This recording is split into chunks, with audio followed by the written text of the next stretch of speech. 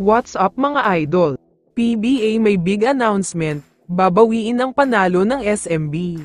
Pero bago mo sana ipagpatuloy ang panonood mo, ay huwag mong kalimutan na mag-subscribe bilang suporta sa aking YouTube channel. Maraming salamat idol. Isang napakabilis na recap lang tayo sa kabilang bracket, dahil mukhang hindi pa rin nakakahanap ng solusyon ang rain or shine kung paano nila mapipigilan ang TNT. Dahil total domination ang nangyayari sa serye nila. 2-0 na nga ngayon, walang magawa ang Ross dahil tinatambakan lang sila ng TNT, yung tipong parang pinaglalaruan lang sila, kaya naman kung gusto ng Ross na manalo, dapat ay makahanap na agad sila ng solusyon. Samantala, lumipat na tayo ngayon sa Classic, trending at pinag-usapan na laban ng Barangay Ginebra at San Miguel Beermen. Grabe ang naging laban ng dalawang team na ito, one of the best games ngayong conference. Sa unang quarter ay akala ng lahat na tatambakan na naman ng Ginebra ang SMB, dahil masyadong mainit ang opensa nila, nagbabaga ang mga kamay at lahat ng tira nila ay walang minties, mid-range layup at tres pumapasok lahat. Pero biglang nag-iba ang tempo ng laro sa second quarter, dahil dito na naramdaman ang mainit na laro ng SMB. Sunod-sunod ang mga open layup at tres nila, kaya nakagawa sila ng big run at nakakuha pa ng malaking kalamangan.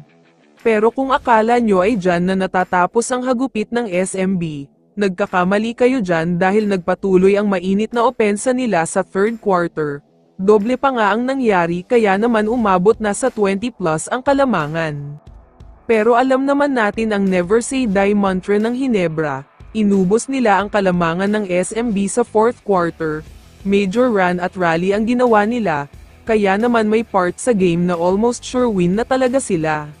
Nagkataon lang na nakuha ni CJ Perez ang bola at nakapag 4-point shot siya, kaya nakuha pa nila ang kalamangan, pero buti na lang sa last possession ay na-foul si Ahan Misi, at na-convert naman niya ang 2 free throw para sa OT.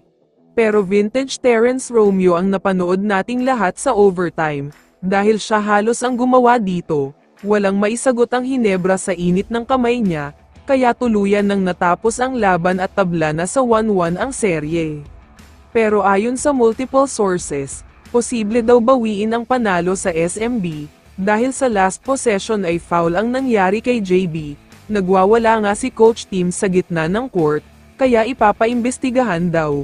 At kapag napatunayan na foul ay posibleng bawiin ang panalo. Kaya naman kung ikaw ang tatanungin idol, ano ang masasabi mo sa balitang ito? I-comment mo naman ang sagot mo sa tanong na ito. So dito na nagtatapos ang video na ito. Maraming salamat sa pagsuporta at panonood mga idol. Ingat at bye-bye.